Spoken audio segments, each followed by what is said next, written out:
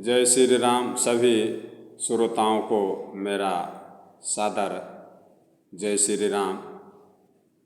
मूलम धर्म तरोर विवेक जलधेह पूर्णेन्दुम आनंददम वैराग्याम्बुज भास्करम यगघन ध्वंतापहम तापहम मोहाम्बोधर पुगपाटन विदो स्वसंभवम शंकरम वंदे ब्रह्मकूलम कलंक समनम श्रीराम भूप प्रियम। धर्म रूपी वृक्ष के मूल जड़ और बुद्धि विवेक रूपी समुद्र को आनंद देने वाले और पूर्ण चंद्रमा वैराग्य रूपी कमल के विकसित करने वाले सूर्य, वैराग्य रूपी कमल को खिलाने वाले विकसित करने वाले सूर्य और विवेक बुद्धि रूपी समुद्र को आनंद देने वाले पूर्ण चंद्रमा और पाप रूपी घोर अंधकार को निश्चय ही मिटा देने वाले, निश्चित ही पाप को नाश कर देने वाले और तीनों तापों को हर लेने वाले दैहिक, दैविक और भौतिक तापा राम राज काहू नहीं व्यापा। तीनों ताप यानी आपके शारीरिक कष्ट, दैविक कष्ट और दैविक और भौतिक कष्ट, तीनों कष्टों को हर लेने वाले और मोह रूपी बादलों के समूह को छिन्न भिन्न कर देने की विधि क्रिया में आकाश से उत्पन्न, आकाश से प्रकट हुए पवन के समान, हवा के समान, वायु के समान ब्रह्मा जी के वंशज आत्मज, ब्रह्मा जी के वंशज और कलंक को नाश कर देने वाले कलंक नाशक महाराज श्री रामचंद्र जी के प्रिय, श्री रामचंद्र जी के परम प्रिय परम भक्त श्री महादेव जी की मैं वंदना करता हूँ कि सभी भक्तों को आनंद दें और इनके जीवन में कभी कष्ट ना आए, इनके हर मनोकामना को पूर्ण करें। मैं उन श्री रामचंद्र जी के परम प्रिय भोलेनाथ, जो देवों के देव हैं, महादेव हैं और पार्वती माता के पति देव हैं, उनसे मैं बारंबार विनती करता हूँ कि सभी श्रोताओं, सभी भक्तों को आनंद दें और उनके हर कष्ट को हर लें और उनके हर मनोकामना को पूर्ण करें। वर्षा ऋतु रघुपति भक्ति तुलसी साली सुदास राम नाम बर बरन जुग सावन भादो मास।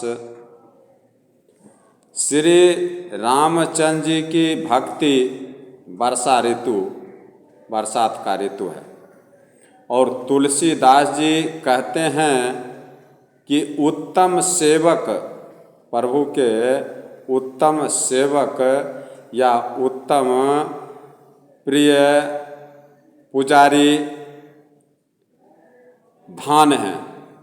उनके सेवा करने वाले, उनके गुणगान को गाने वाले या सुनने वाले जो भी भक्त हैं वो धान हैं और श्री रामचंद्र जी की भक्ति वर्षा ऋतु है जो धान को हमेशा वर्षा देते रहती है। और राम नाम के दो सुंदर अक्षर सावन भादो के महीना है और सही में हैं, इसमें कोई दो मत नहीं है। जिस प्रकार से आप जितनी भक्ति में समय लगाएंगे, जितने राम कथा को सुनने में अपना समय देंगे, उतना बारिश भगवान यानी उतना दया आपके ऊपर करें। तुलसीदास जी का कहने का अर्थ या कहने का मतलब ये है कि जितने आप राम के भक्ति में लीन होंगे, उतना आपको फायदा होगा, आपका खेती हरा भरा रहेगा। वर्षा ऋतु रघुपति भगति तुलसी साली सुदास, राम नाम बर बरन जुग सावन भादो मास। श्री रामचंद्र जी की कथा, श्री रामचंद्र जी की कथा और भगवान भोलेनाथ की रची हुई ये रामचरितमानस कहिए या रामचंद्र जी की कथा कहिए, जो भी कहिए, ये भक्ति है। वर्षा ऋतु तुलसीदास जी कह रहे हैं कि और उत्तम सबसे सर्वोत्तम सबसे बुद्धिमान सेवक गण धान है, और राम नाम के दो अक्षर सावन रा और मौ, सावन और भादव का महीना है। जो जितना भक्ति में लीन रहते हैं, भगवान उनकी हर बात को सुनते हैं और उनकी हर मनोकामना को पूर्ण करते हैं। आखर मधुर मनोहर दो, बरन बिलोचन जन जी जो। दोनों अक्षर रा और मो, मधुर और मनोहर बड़े मीठे हैं और बड़े सुंदर हैं। जो वर्णमाला रूपी शरीर के आँख हैं, नेत्र हैं, भक्तों के जीवन हैं, सभी भक्तों के जीवन हैं। र और मो राम, रा और मो सभी भक्तों के जीवन हैं और सभी भक्तों को आनंद देने वाले ये जितने भी वर्णमाला हैं, आपके क ख ABCD और ओ आ जितने भी अक्षर हैं, उनमें से ये रा और मो दोनों सभी भक्तों के, सभी सज्जनों के हृदय को आनंदित करने वाले और सभी भक्तों के मनोकामना को पूर्ण करने वाले ये अक्षर हैं। भक्तों के जीवन हैं और स्मरण करने में सबके लिए सुलभ और सुख देने वाले। सुमिरत सुलभ सुखद सब कहू, लोक लाहु पर लोक निवाहु। जिन दोनों अक्षर राम, राम मेरा कहने का मतलब है भगवान का नाम राम, इन दोनों अक्षर को सुमिरन करने से सुमिरत सुलभ सुखद सब काहू, जिनका सुमिरन करने से सबके लिए, ये नहीं कि मैं सुमिरन करूँगा तो सिर्फ हमको, हमारे जितने भी सज्जन गण हैं, संत समाज हैं, हमारे जितने भी भक्तगण हैं, जो भी सुमिरन करेंगे सबके लिए कहा जा रहा है कि सबके लिए सुलभ और सुख देने वाले हैं। और इस लोक की तो बात छोड़ दीजिए, दूसरे लोक में भी ये धन्य धान कर देने वाले और सबके लिए सुलभ हैं, सभी के लिए। जिसको जितना मर्जी उतना स्मरण कर सकते हैं, जितना समय आप इन भक्ति में दे सकते हैं उतना दे सकते हैं। लेकिन जिनके ऊपर जितना भगवान की कृपा होगी उतना समय वो देंगे। सबके लिए सुलभ है और सुख देने वाले हैं, और जो इस लोक में लाभ देने वाला है, इस संसार में जो चाहें वो लाभ आपको इस भक्ति से मिलने वाला है। और जो इस लोक में लाभ मिला उसके बाद भी परलोक में निर्वाह कर देने वाला है। परलोक को भी आपका अच्छी तरह से सुधार देने वाला है। ये राम की कथा, राम का नाम, राम की भक्ति, राम को स्मरण करना, ये सभी इस संसार में तो आपको सुख देगा ही देगा और परलोक को भी निर्वाह करते हैं। अर्थात कहने का मतलब ये है कि भगवान के दिव्य धाम में दिव्य देह से सदा भगवत सेवा में, भगवान की सेवा में यानी पूजा पाठ में नियुक्त रखते हैं, भगवान अपने शरण में रखते हैं। कहत सुनत सुमेरत सुठिनी के, राम लखन सम प्रिय तुलसी के। ये कहने, सुनने और स्मरण करने में बहुत ही अच्छे, सुंदर और मधुर हैं। राम राम। तुलसीदास जी कहते हैं तो श्री राम लक्ष्मण के समान प्यारे हैं। तुलसीदास जी को तो श्री राम लक्ष्मण जी के समान प्यारे हैं।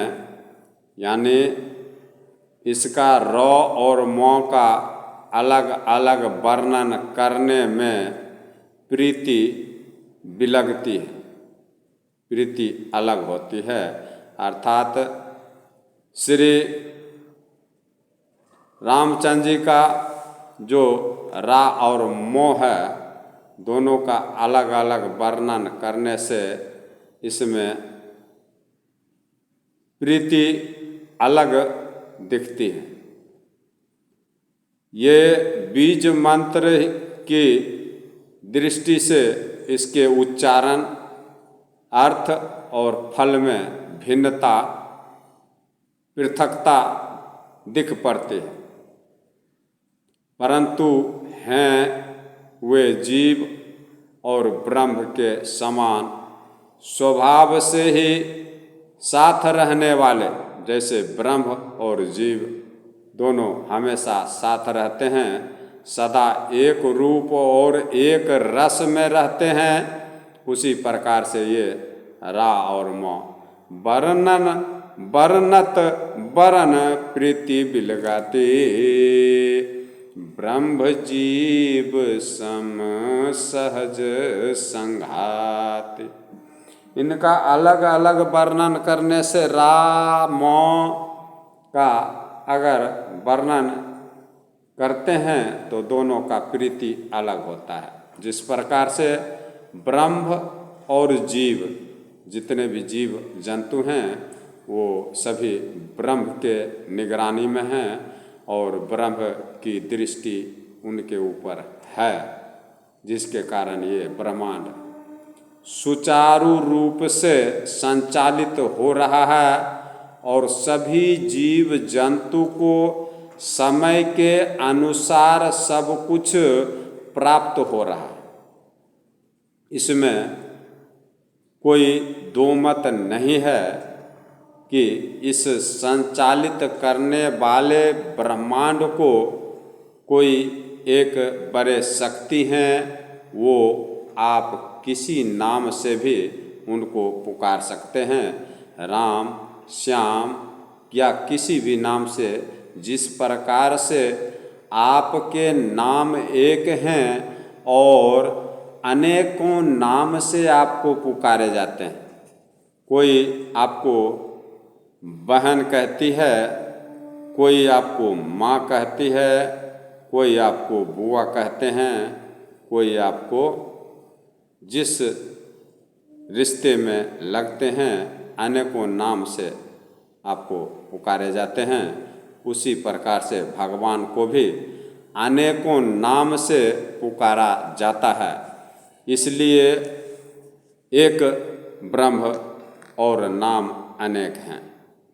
इसमें जिसको जिस नाम से पुकारा जाए, चाहे किसी भी नाम से भगवान को पुकार रहे हैं, आप याद कर रहे हैं, वो भगवान आपके भक्ति को स्वीकार कर लें और आपके मनोकामना को पूर्ण करें। इसमें कोई आदमी, कोई भक्त ये ना सोचें कि भगवान अलग अलग है।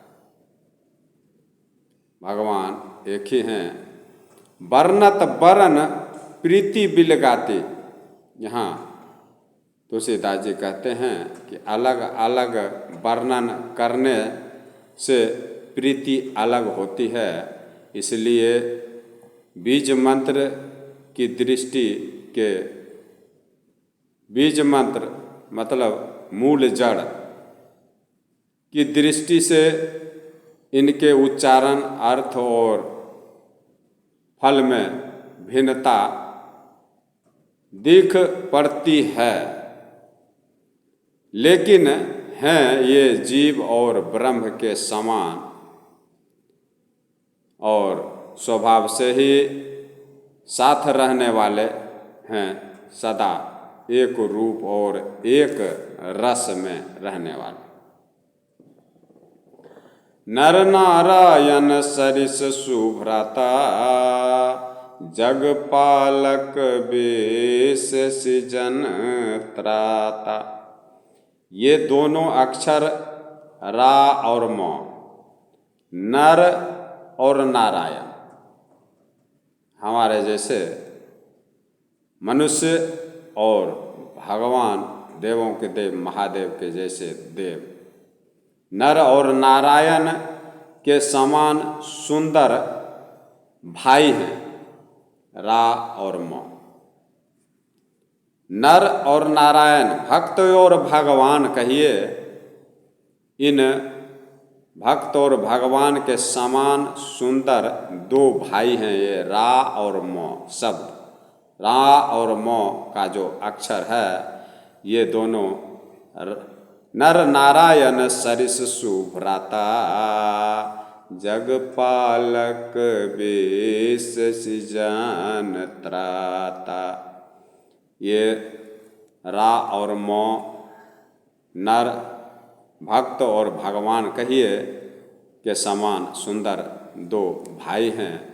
ये जगत का पालन और विशेष रूप से भक्तों की रक्षा करने वाला है। ये राम शब्द और रा और म दोनों भाई के समान, यानी भक्त और भगवान के समान, नर और नारायण के समान, ये जगत का पालन करने वाले हैं और विशेष रूप से जगपालक विशेषी जन त्राता। नर नारायण सरिस सुभ्राता, जगपालक विशेषी जन त्राता।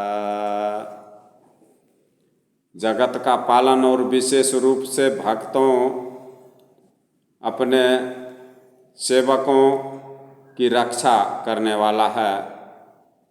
इसलिए हम आप लोगों से बार बार कहते हैं कि 24 घंटा में कम से कम 1 घंटा आप लोग इस राम की कथा को सुनने में निकाल लें, ताकि जीवन संवर जाए और पूरे संसार सुखी रहे। मेरी मनोकामना भगवान पूर्ण करें कि आप लोग को सुखी रखें और आप लोग के मनोकामना को पूर्ण करें। मेरा उद्देश्य यही है, संसार सुखमय हो राम की कथा को सुने और उनके मनोकामना को भगवान पूर्ण करें। अभी हम आप लोगों को फिर उसी अयोध्या नगरी में ले चलते हैं। अभी इनके नाम के बारे में व्याख्या किए कि इनके नाम में कितनी शक्ति है, उसको आप अच्छी तरह से समझते हैं और अच्छी तरह से इस बात को संसार के संतजन और साधु समाज और सेवकगण जानते हैं। श्याम गौर सुंदर दो जोरी, निरखहि छवि जननी तृण तोरी।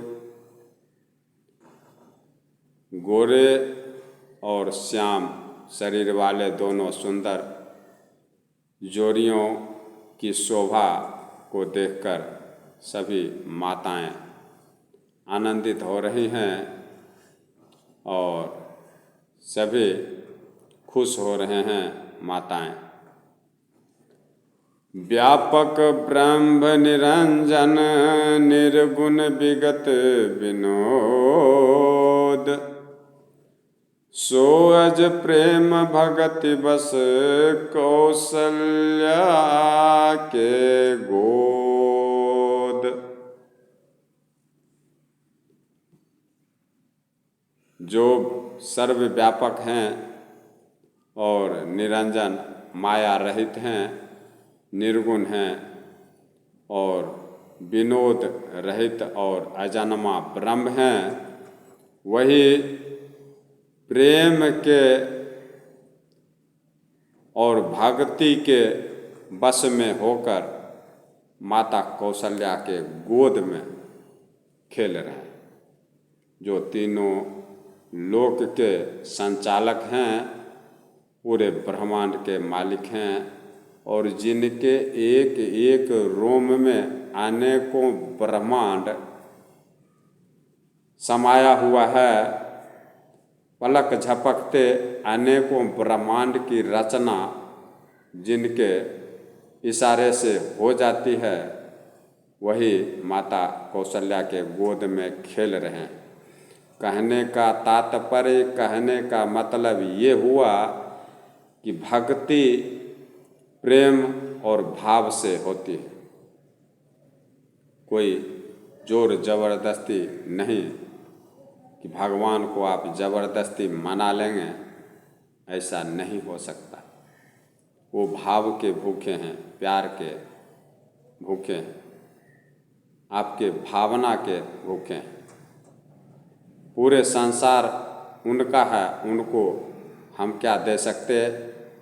पूरे दानी, दान देने वाले दानी को भी वो दान देते हैं, उनको हम और आप क्या दे सकते? सिर्फ प्रेम, भावना, भाव, श्रद्धा देने से वो आपके वश में हो जाते हैं। जैसे कौशल्या माता के वश में प्रेम और श्रद्धा भक्ति को देखकर माता कौशल्या के गोद में खेल रहे हैं। व्यापक ब्रह्म निरंजन, निर्गुण विगत विनोद। सो यज प्रेम भगति बस, कौशल्या के गोद। वही आज माता कौशल्या के गोद में खेल रहे हैं, जो कि व्यापक ब्रह्म हैं, सर्व संपन्न हैं और गुणों के समुद्र हैं, निरंजन हैं, सर्वव्यापक हैं, सभी जगह विराजमान हैं, सर्वज्ञ हैं, सबके हृदय की बात को जानने वाले हैं और निर्गुण भी हैं और विनोद रहित भी हैं और अजन्मा ब्रह्म भी हैं, जो जिनका जन्म मृत्यु नहीं होता, अजन्मा ब्रह्म है। वही प्रेम और भक्ति के वश में माता कौशल्या के गोद में हैं। मेरा कहने का मतलब यही हुआ कि जितना भी आप भक्ति करें प्रेम भाव से, शांति स्वभाव से और श्रद्धा के साथ करें, भगवान प्रकट हो जाते हैं। चारियुशील रूप गुण धामा, यद्यपि अधिक सुख सागर रामा। श्याम और गौर शरीर वाले दोनों सुंदर जोड़ियों की शोभा को देखकर सभी माताएं, कौशल्या माता, कैकेयी माता, सुमित्रा माता तृण तोड़ती हैं और जिसमें कोई सुंदर और गोरा, कोई श्यामला शरीर धारण किए हुए हैं तो कोई गोरा शरीर धारण किए हुए हैं। ये तो चारों ही पुत्र शील, रूप और गुण के समुद्र हैं। राम, भरत, शत्रुघ्न, लक्ष्मण और गुण के धाम हैं। तो भी सुख के समुद्र इनमें से श्री रामचंद्र जी सबसे अधिक हैं। हृदय अनुग्रह इंदु प्रकाशा, सूचत किरण मनोहर हासा। उनके हृदय में कृपा रूपी चंद्रमा प्रकाशित है। उनकी मन को हर लेने वाली हंसी उस कृपा रूपी चंद्रमा की किरण को सूचित करती है। कबहू छंग कबहू बर पलना, मातु दुलारे कही प्रिय ललना। माता कभी गोद में ले रही हैं भगवान को और कभी उत्तम पालने में लिटाकर माता प्यारे बालक कहकर दुलार प्यार कर रही। काम कोटि छवि श्याम शरीरा, नील कांज बार दिगंभीरा।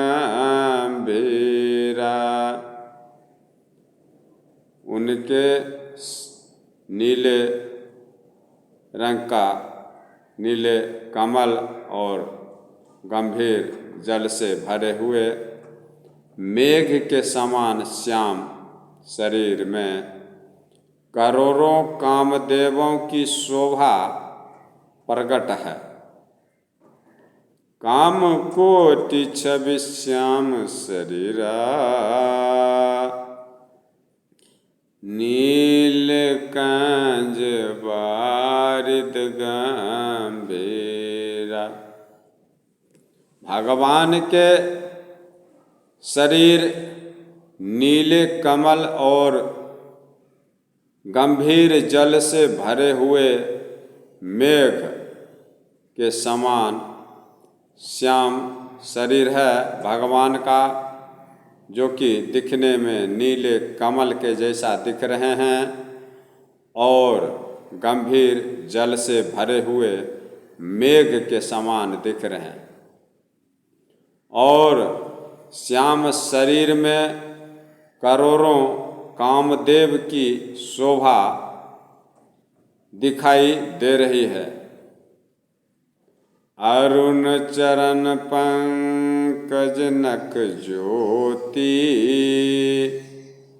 कमल दलन बैठे जन मोती।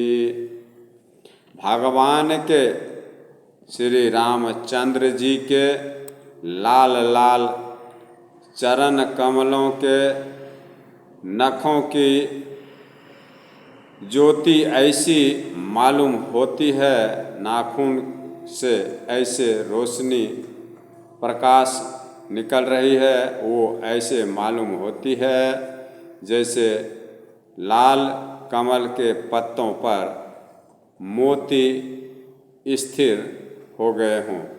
मोती का चमक उनके नाखून से निकल रहा है, जो कि सभी देखने वाले जितने भी अयोध्या नगरी के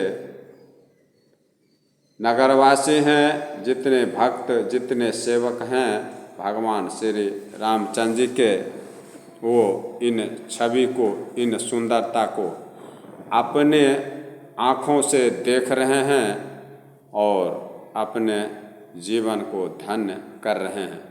जिस प्रकार से आप इन कथा को सुनकर आनंद उठा रहे हैं, उसी प्रकार से नगरवासी जितने भी अयोध्या के हैं और जितने भी भगवान की माताएं हैं, माता कौशल्या, कैकेयी, सुमित्रा और श्री महाराज दशरथ जी, सभी वशिष्ठ मुनि जी, जितने भी मुनि महात्मा और देवी देवता सभी आए हुए हैं अयोध्या नगरी में, जहाँ भगवान अवतार लिए, वहाँ सभी देवी देवतागण पहुँचे हुए हैं इनके दर्शन के लिए।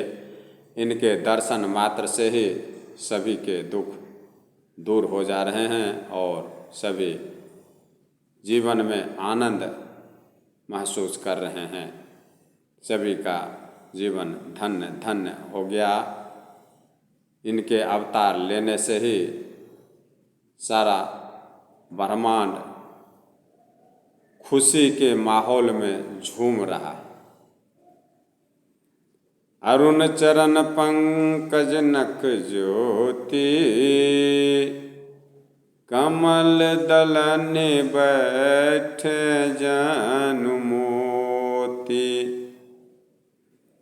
इनके लाल लाल दोनों चरण कमल के नख की जो प्रकाश है, वो इस प्रकार शोभा दे रही है। जिस प्रकार के कमल के पत्तों पर मोती स्थिर हो जाते हैं और वहाँ से अपना प्रकाश प्रकाशित करते हैं, उसी प्रकार से प्रभु श्री रामचंद्र जी के चरण के नाखून की शोभा दिखाई दे रही है।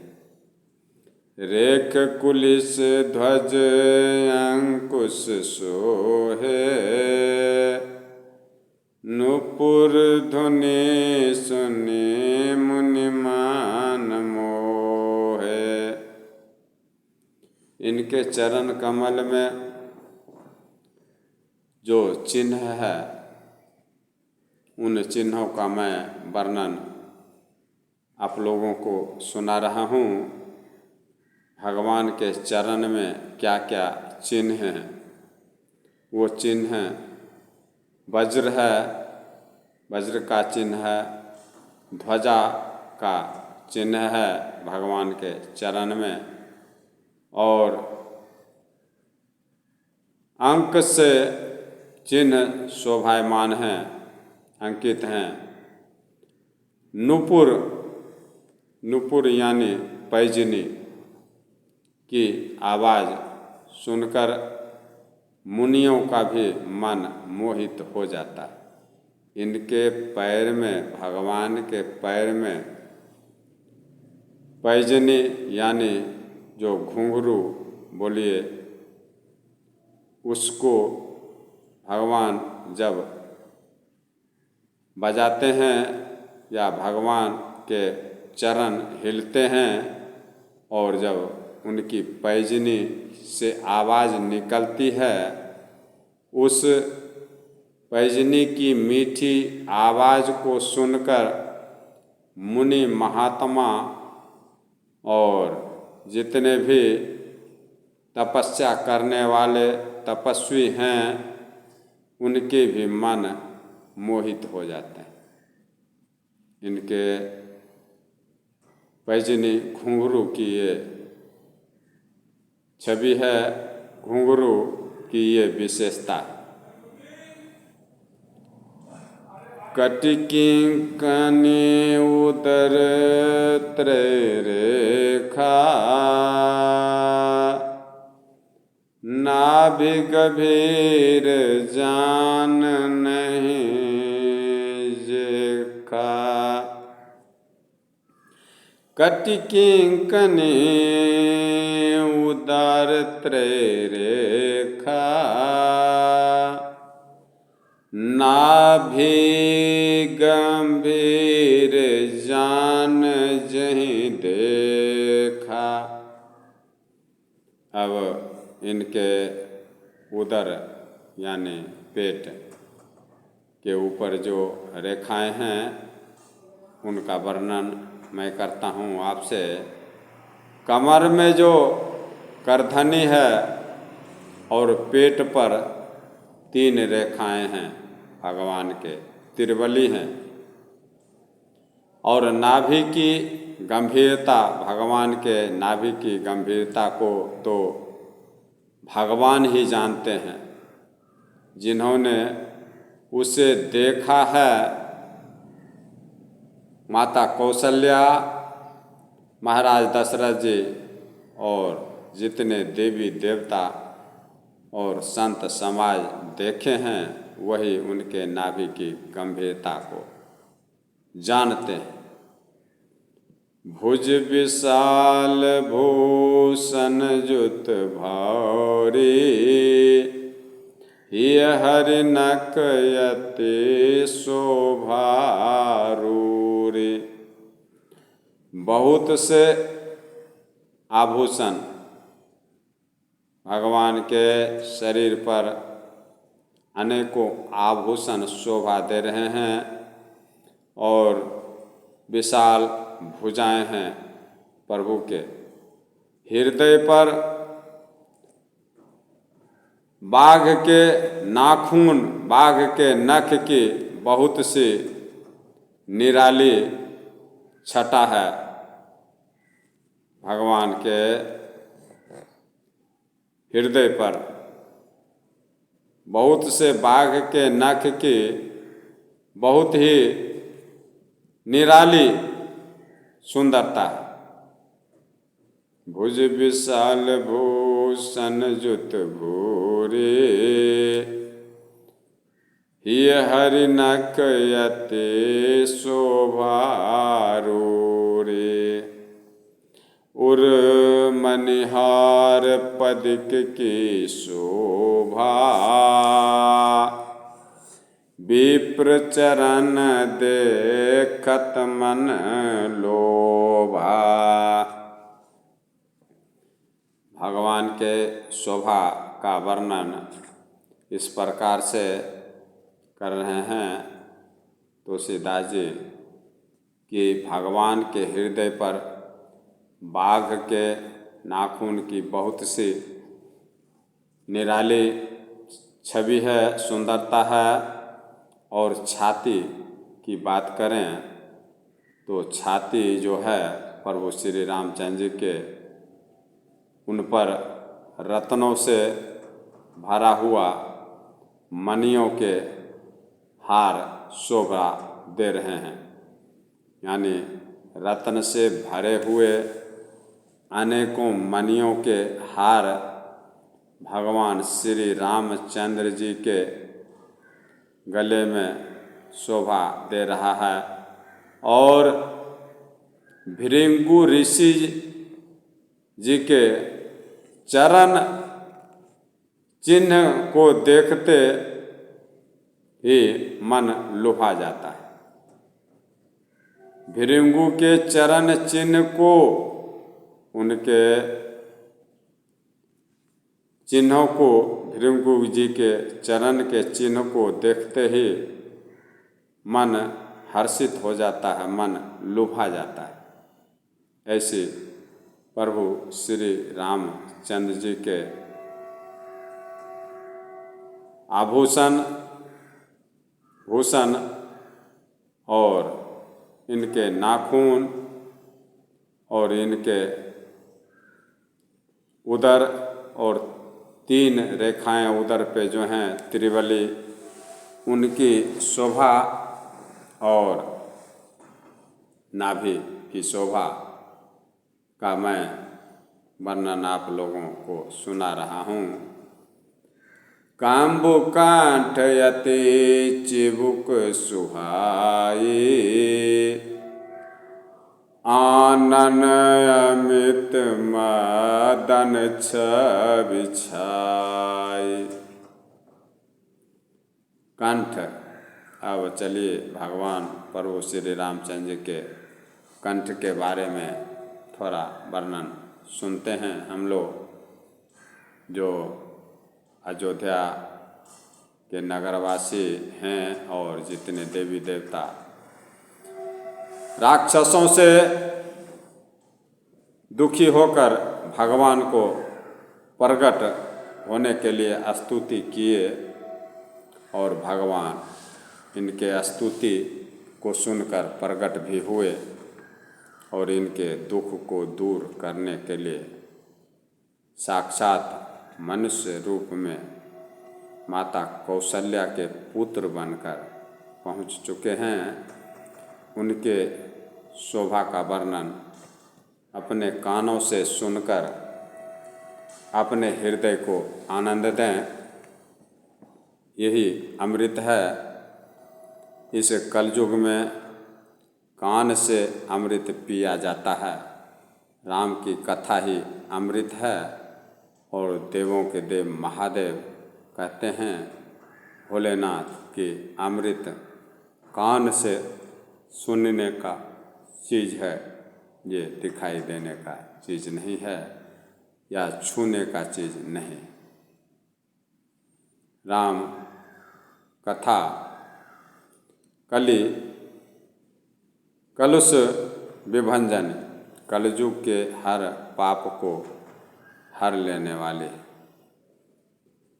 राम का कथा कलयुग के लिए काली माता के समान है, जो आपके हर पाप को, हर रोग को, हर दुष्ट को, हर आपके हर रोग को हर लेने वाले और आपको सुख देने वाले।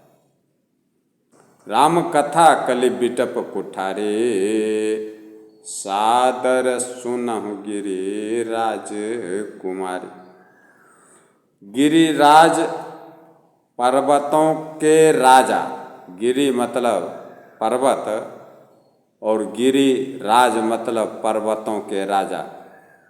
गिरिराज कुमारी, कुमारी मतलब गिर पर्वतों के जो राजा हैं उनकी पुत्री। राम कथा कलि बिटप कुठारी।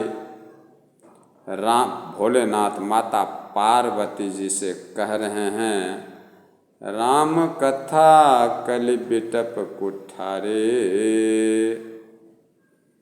राम का कथा कलयुग में, कलयुग के पापों को, कलयुग के रोग को और कलयुग में संत समाज के जितने भी द्रोही हैं उनको काट कर आप भस्म कर देने वाली ये कथा है। सादर सुनहु गिरिराज कुमारी। हे पर्वत के राजा हिमाचल जी की पुत्री गिरिराज कुमारी पार्वती जी को कह रहे हैं, सादर सुनहु गिरिराज कुमारी। सादर पूर्वक सुनिए, इसको आनंद लीजिए। राम की कथा को सुनने में जितना आनंद आप महसूस करेंगे इस जीवन में, इतना आनंद और किसी काम में मिलने वाला नहीं। जब देवों के देव महादेव इस देवों के देव महादेव की धर्मपत्नी, इस जगत की माता पार्वती सादर पूर्वक सुन रहे हैं और महादेव सुना रहे हैं, तो हमको आपको भी इस राम कथा में रुचि रखना उचित है। इस जन्म और अगले जन्म के लिए भी ये आपके लोक और परलोक को सुधार देने वाला। काम्बुकंठ यति चिबुक सुहाई, आनन अमित मदन छवि छाई। भगवान के कंठ शंख के समान उतार चढ़ाव वाला और 3 रेखा से शोभायमान। कंठ के ऊपर 3 रेखा हैं भगवान के कंठ के ऊपर, जो कि अति सुशोभित हो रही है रेखाएं, और ठोड़ी बहुत ही सुंदर भगवान के जो असली रूप है उसी को मैं वर्णन कर रहा हूँ। कुछ बढ़ा चढ़ा कर मैं नहीं बोल रहा। जो सही रूप है उसी सुंदरता को मैं आपके सामने प्रस्तुत कर रहा हूँ। उसको समझने में आपको आसान हो उसी शब्दों में मैं हिंदी में बोल रहा। काम्बुकंठ यति चिबुक सुहाई, आनन अमित मदन छवि छाई। इसका मतलब ये है कि भगवान के कंठ शंख के समान उतार चढ़ाव वाला 3 रेखाओं से शोभायमान है और ठोड़ी बहुत ही सुंदर है, जो आनंद देने वाला है। उन सुंदरता को देखने से आनंद मिलता है।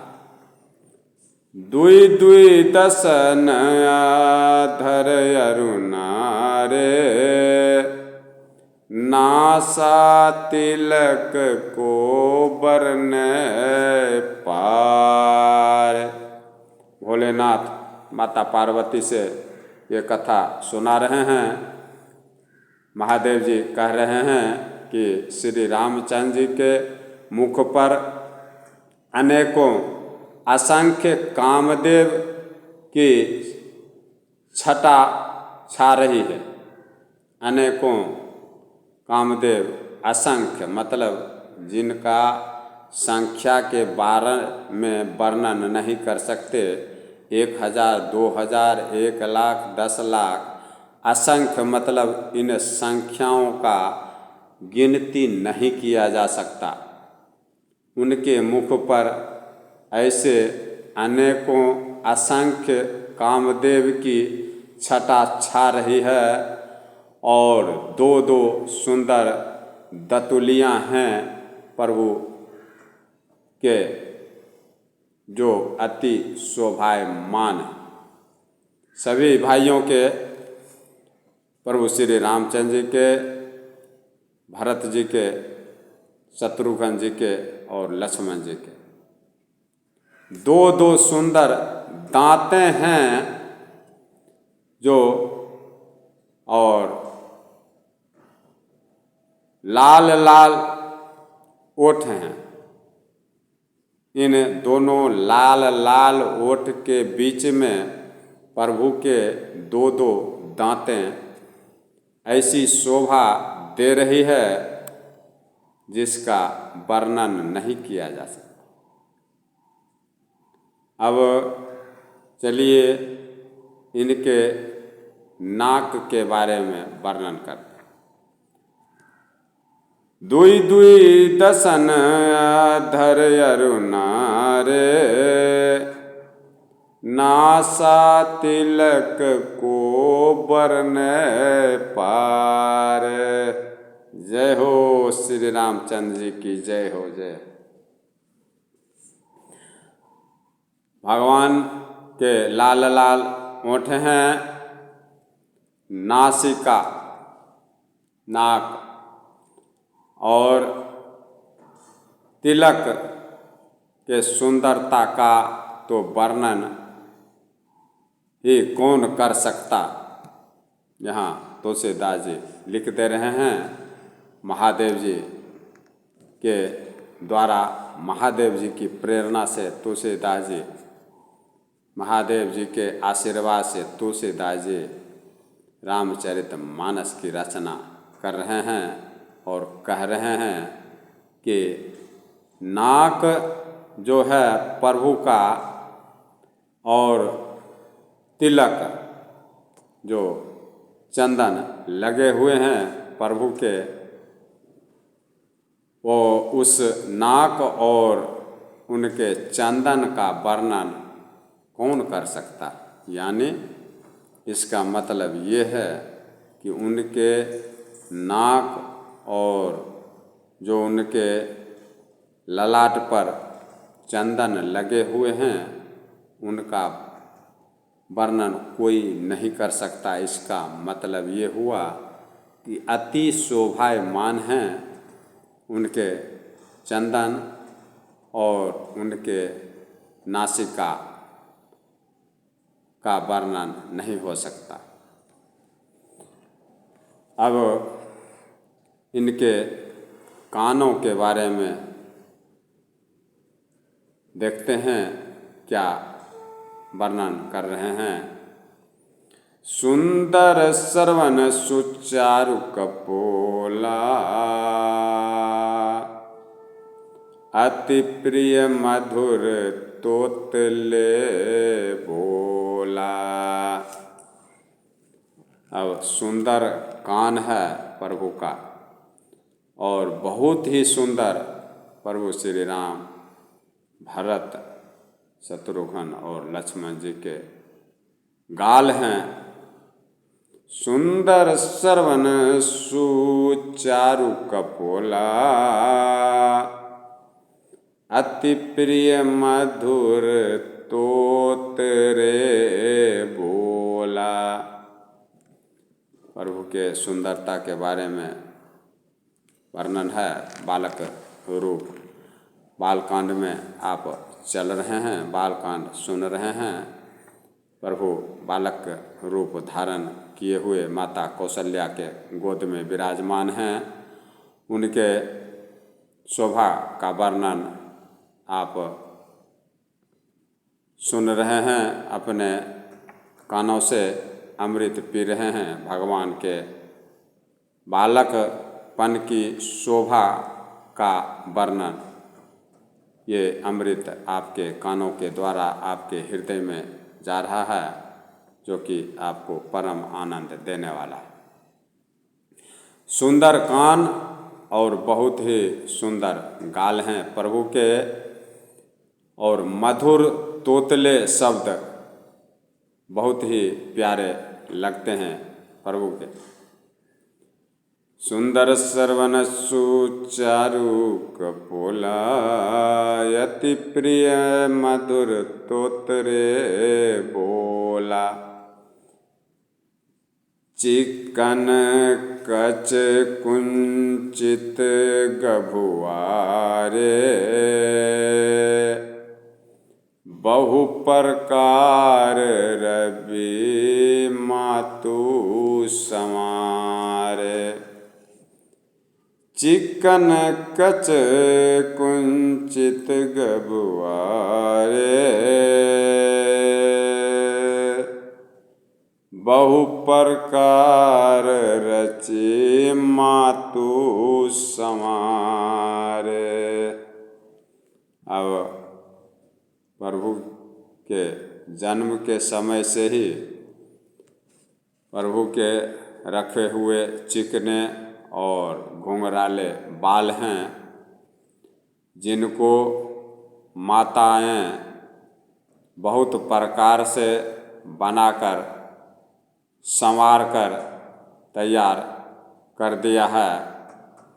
माताएं प्रभु के बाल को सजा रही हैं, संवार रही हैं और सजा संवार कर तैयार कर दिए। पीत झगुलिया तनु पहिराई, जानु पान बिचरन मोहि भाई। और प्रभु प्रभु के शरीर पर पीली झंगुली पहनाई हुई है। उनका घुटनों और हाथों में बल, घुटने और हाथ के बल प्रभु का चलना बहुत ही प्यारा लग रहा है। प्रभु के बालपन की शोभा और बालपन की चाल का वर्णन मैं आप लोगों से सुना रहा हूँ कि शरीर पर माताएं जो पहना रखी हैं पीले रंग की झंगुली है और उनका प्रभु का घुटनों और हाथों के बल चलना बहुत ही प्यारा शोभा दे रहा है, बहुत प्यारा लग रहा है, बहुत शोभा दे रहे हैं प्रभु। इस प्रभु के रूप को देखकर और प्रभु के तोतले बात को सुनकर और प्रभु के घुटने के बल चलना देखकर सभी के हृदय में आनंद हो रहा है। इस आँख का लाभ उठा रहे हैं सभी दर्शकगण, जितने भी मुनि, महात्मा, संत, साधु, देवी देवता, नर नारायण जितने भी हैं प्रभु के इस बाल रूप को देखकर और इनके बोल चाल और इनके शोभा को देखकर आनंद उठा रहे हैं। इनकी सुंदरता ही ऐसी है कि कोई भी इनको देखकर आनंदित हो जाए। प्रभु कहते भी हैं, सन्मुख होई जीव मोहि जबहि, जन्म कोटि अघना सही तबहि। प्रभु श्री रामचंद्र जी कह रहे हैं कि मेरे आमने और सामने, सन्मुख मतलब आमने सामने, सन्मुख होई जीव मोहि जबहि, कोई भी जीव उनके सामने हो जाता है। जन्म कोटि अघना सही तबहि, जन्म जन्म का करोड़ों पाप को मैं नाश कर देता हूँ। जो भी चाहे जिस जोनि के भी जीव हों, जंतु हों, वो मेरे सामने आ जाए तो मैं उनका कोटि कोटि करोड़ों जन्म का पाप और करोड़ों जन्म का कष्ट हर लेता हूँ और उसको मैं सुखी कर देता हूँ। वही प्रभु हैं जिनकी शोभा का वर्णन आप सुन रहे हैं, जिनके नाम मात्र ले लेने से जीवन धन्य हो जाता है। उन्हीं प्रभु की शोभा और उनके पहनावा और उनके भूषण आभूषण और उनके नाखून से लेके बाल तक की सुंदरता का वर्णन मैं आप लोगों को सुना रहा हूँ। नख से चोटी तक की जो सुंदरता है प्रभु की, उसको एक एक करके मैं आप लोगों के सामने प्रस्तुत कर रहा हूँ। रूप सकहि नहीं कहीं सुरती शेषा, सो जानै सपनहि जहि देखा। प्रभु के रूप का वर्णन वेद और शेष जी भी नहीं कर सकते हैं। तुलसीदास जी कह रहे हैं, रूप सकहि नहीं कहीं श्रुति शेषा, सो जानई सपनहु जहि देखा।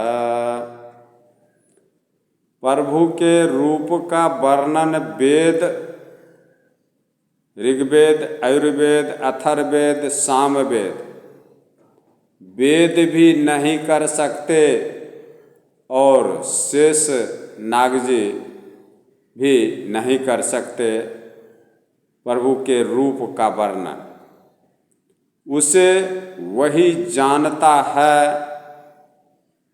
जिसने कभी स्वप्न में भी प्रभु को देखा या प्रभु के भक्ति में लीन रहता हो और प्रभु उनको दर्शन दिया। ये भक्ति बड़ी अनोखी चीज़ है। अकथय अलौकिक तीर्थ राऊ, ये भक्ति किसी को दिखाने की चीज़ नहीं है। आप किसी को दिखा नहीं सकते कि आपके अंदर कितनी भक्ति। अकथ अलौकिक तीर्थ राऊ, देत सद्ध फल प्रगट प्रभाव। भक्ति ऐसी चीज़ है जो कि कहने लायक नहीं, अकथ है, ऐसा फल देता है कि आप किसी को बता नहीं सकते। अलौकिक है, ऐसा फल देता है भक्ति कि जो किसी को आप दिखा नहीं सकते। अकथ अलौकिक तीर्थ राऊ, और तीर्थों का राजा, गंगा जमुना सरस्वती। देत सद्ध फल प्रगट प्रभाव, इसको सुनने से ये प्रगट प्रभाव से साक्षात फल देता है, जो कि आप किसी को कह नहीं सकते, किसी को दिखा नहीं सकते। अकथ अलौकिक तीर्थ राऊ, देत सद्ध फल प्रगट प्रभाव। इसको कान से ही, श्रवण से ही सुना जा सकता है, अमृत को पिया जा सकता है, जिससे कि भक्तों के सारे मनोकामना पूर्ण होंगे। मैं इसके आगे की प्रसंग अगली कड़ी में सुनाऊंगा। तब तक के लिए मैं आप लोगों से इजाज़त चाहता हूँ। जय श्री राम, जय श्री राम। सभी भक्तों को आनंद दें। प्रभु सभी भक्तों के मनोकामना को पूर्ण करें। जय जय श्री राम।